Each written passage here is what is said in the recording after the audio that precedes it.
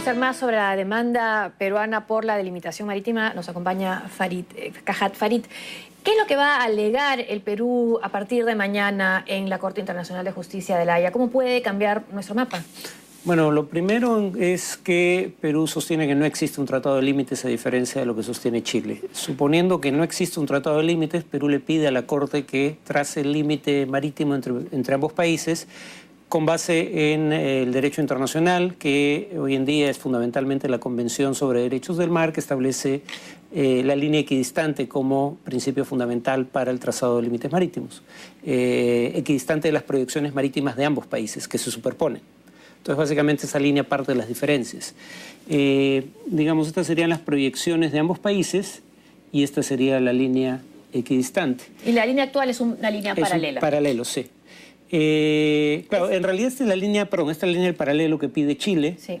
Esta sería la proyección de 200 millas de Perú y esta es la línea equidistante que está solicitando Perú, ¿no? Entonces, digamos, Perú ganaría como algo más de 30.000 kilómetros cuadrados de espacio marítimo.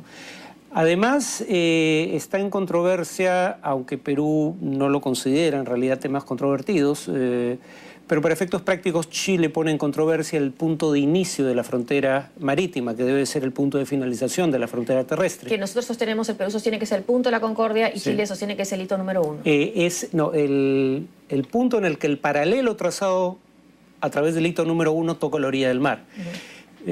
Acá probablemente la forma más fácil de entenderla es apelando al sentido común y ahí queda claro que la posición chilena francamente es insostenible.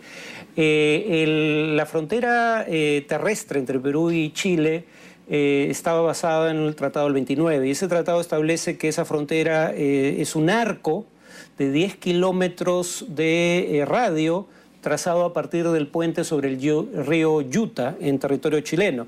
O sea, un arco quiere decir que la frontera es una línea, digamos, curva, ¿no? Lo que Perú pide es que, digamos, es el punto de inicio del límite marítimo sea el punto en el cual esa línea curva toca la orilla del mar. Y sigue siendo curva en todo su trayecto. Lo que Chile exige es que, o lo que Chile demanda, implicaría que la línea es curva hasta el hito número 1 y a partir de ahí se convierte en una recta, ¿no? Lo cual contradice palmariamente lo que está en el Tratado del 29. Pero en todo caso aquí estamos hablando de unos cuantos miles de metros cuadrados de espacio en tierra. Queda un área acá, ¿no? Sí. Ahora, Chile sostiene defensa del hito número 1 que el Perú, por ejemplo, colocó un faro. Sí. Que es una especie de reconocimiento a ese punto. Sí, lo paradójico es que solo en las actas para la colocación de los faros, por primera vez que yo recuerde, se habla de el grado, minutos y segundos de latitud en los cuales estaría el paralelo, ¿no? Cosa que no está en ningún documento previo, hasta donde recuerdo. Entonces, si el documento del 52 era el de límites, ¿por qué no consta esa información en ese documento? Pero en todo caso, el argumento peruano es que cualquier frontera que sea, o zona fronteriza, es el término que se utiliza en estos documentos, que se haya trazado antes, es, digamos, es una línea provisional para resolver un problema práctico en tanto no haya un tratado de límites. Pendiente. Y otro de los puntos que se habla en esta demanda peruana es el triángulo externo. ¿Qué es este triángulo externo? Que lo podemos ver probablemente en el mapa, ¿no? Claro, la idea aquí es la siguiente, ¿no? Chile alega que, digamos, el paralelo sería el límite marítimo. Ese triángulo externo quedaría al sur del paralelo, por ende no es un territorio sobre el cual, un espacio marítimo no sobre el cual Chile, tenga... claro, no es zona que sea ni parte de las 12 millas de mar territorial, ni parte de las 188 millas de zona económica exclusiva de Chile, pero tampoco de Perú. Sería alta mar o aguas internacionales.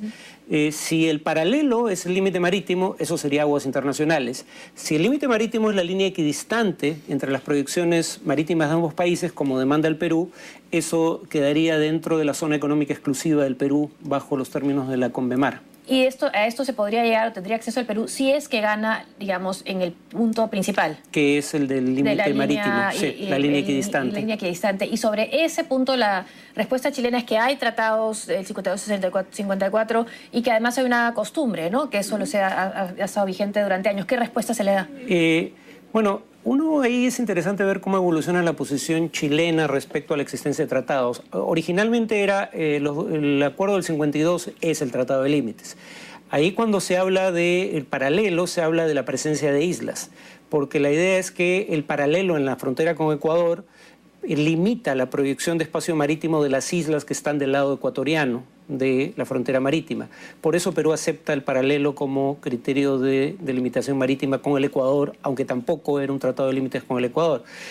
Chile alega que el artículo 4 de la Convención del 52 establece el paralelo como criterio de delimitación marítima en ambos casos.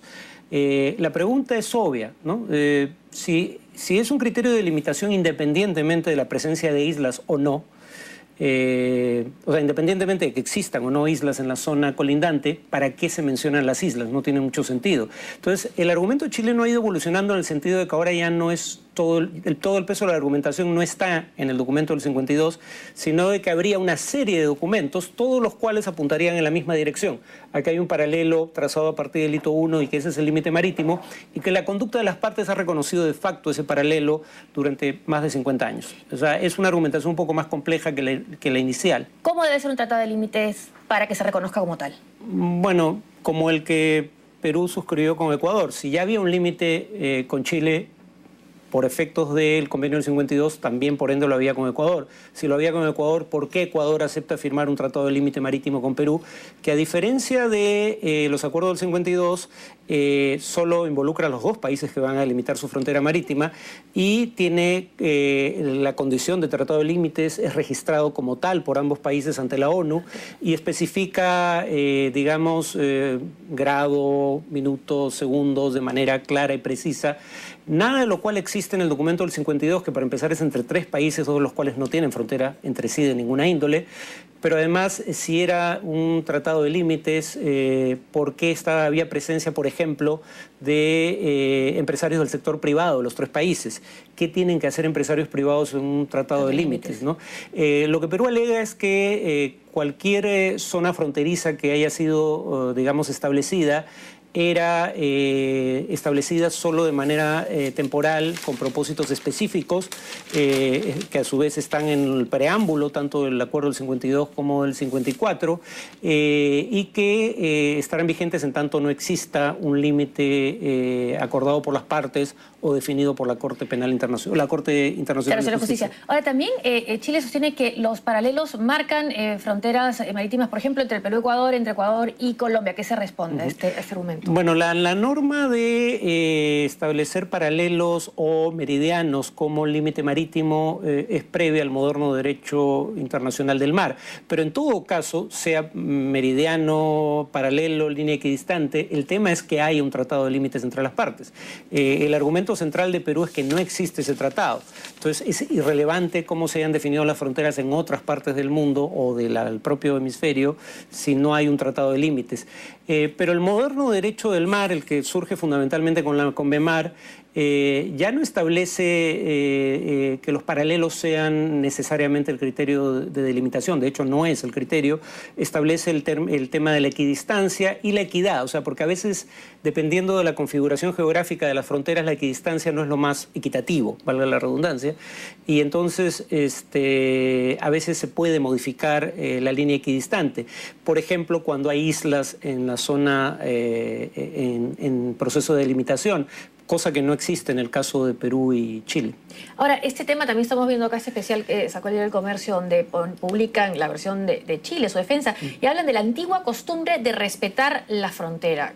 ¿Cómo se aplicaría en este caso esa idea que durante años Chile ha considerado que esa zona, digamos, que esa línea era la que marcaba la frontera marítima? Bueno, la Corte ha dado una respuesta a esa pregunta en el tema del diferendo entre Nicaragua y Colombia, ¿no? Porque para efectos prácticos la situación era muy similar en el sentido de que lo que nadie puede poner en duda es que quien ejercía un control efectivo durante más tiempo que el que lo ejerció Chile, digamos, en la zona en controversia ahora, era Colombia. Era Colombia sobre este mar Caribe que claro, ahora será de Nicaragua. Sin embargo, la Corte especificó que en ausencia de un tratado de límite marítimo, la práctica o la costumbre, los actos propios, como se llaman derecho, de los estados no constituyen, no son fuente de derecho de soberanía, a diferencia de espacios terrestres. A eso me refería. ¿En la tierra sí cabe alegar esa costumbre? Bueno, pero ahí es distinto porque pues, en el caso de los cayos en cuestión, nadie pone en duda que la población que ha vivido ahí por tiempos indefinidos es colombiana, tiene nacionalidad colombiana, claro, documentos de identidad colombianos, son colombianos, digamos, los que han pescado también en esa zona, pero nuevamente el criterio es distinto en tierra y en mar, aparentemente, por lo que entiendo del fallo de la Corte en ese tema. La posesión en tierra es más fácil que conduzca a derecho de soberanía, la posesión marítima es más discutible. No hay tal cosa como puestos de control en el mar o población viviendo en espacios marítimos, a diferencia de espacios terrestres. ¿Y se siente jurisprudencia? ¿Se puede alegar que hay este fallo previo? Yo creo que la evidencia más clara de que ese fallo ha provocado resquemores en sectores de la clase política chilena es la reacción del expresidente Frei, ¿no? Que se ha referido explícitamente a ese fallo como un antecedente preocupante, ¿no? Y rechazando el tema de que lo que considera fallos salomónicos, ¿no? Pero ahí hay una implicación que es totalmente injustificada y es la implicación de que la Corte falla con base en un criterio de equidad que está al margen de lo que establece el derecho internacional. La equidad es uno de los principios del derecho internacional para la delimitación marítima, pero la equidad de acuerdo a las normas. Por ejemplo, si hay un tratado de límites, como alega Chile, por injusto que sea el paralelo como límite, en caso de existir un tratado ya no hay equidad que valga. Y hay un acuerdo y las partes tienen que respetarlo. Entonces lo que no hace la Corte es, digamos, priorizar el principio de equidad por encima de lo que establezca el derecho internacional, que es lo que quiso sugerir el expresidente Frei. Claro, y fue un poco más allá, ¿no? Como que no había países que podían desconocer algunos tratados, ¿no? Que marcaba un precedente negativo al respeto a los acuerdos. Tengo entendido que el gobierno chileno ya ha aclarado el punto, en el sentido de que lo dicho por Frei, aunque lo haya dicho en presencia del presidente, no compromete al gobierno y que el gobierno chileno sigue comprometido con el cumplimiento del tratado, aunque el propio presidente Piñera dijo en la misma oportunidad que el fallo debería basarse en el derecho internacional y en los tratados vigentes. El punto es que él está asumiendo que hay un tratado de límites y el Perú sostiene cosa que podría determinar la Corte que no es cierta, ¿no? ¿Qué puede perder el Perú si es que la Haya no le da la razón? ¿Y cuánto es lo máximo, digamos, lo que puede ganar? ¿Las 3 pretensiones? Teóricamente cabe dentro de lo posible que gane los 3 temas, ¿no? El punto de inicio, que es el punto de la concordia, y no el punto en el que el paralelo toca la orilla del mar, que la Corte determine que no hay tratado de límites y que por ende hay que hacer una delimitación con base en el principio de equidistancia. Y en tercer lugar, que si se aplica la equidistancia, el triángulo externo sería zona económica exclusiva del Perú. En el otro extremo, digamos, Perú no perdería nada que controle de hecho en este momento. En ese sentido, por eso es más difícil para Colombia aceptar el fallo, claro, y lo sería para Chile, porque es un fenómeno incluso que los psicólogos han estudiado, en inglés lo llaman endowment effect o algo así como efecto de dotación o de posesión. Digamos, en un caso hay que renunciar a una aspiración, en el otro caso hay que renunciar a un control concreto sobre espacios en controversia, ¿no? Farid, muchas gracias. De nada. Era Farid Cajat analizando con nosotros la demanda del Perú ante la Haya. Y mañana, el lunes, comienzan los alegatos, la etapa oral de este litigio, este diferendo marítimo con Chile. Hacemos una pausa y regresamos con más en este programa especial.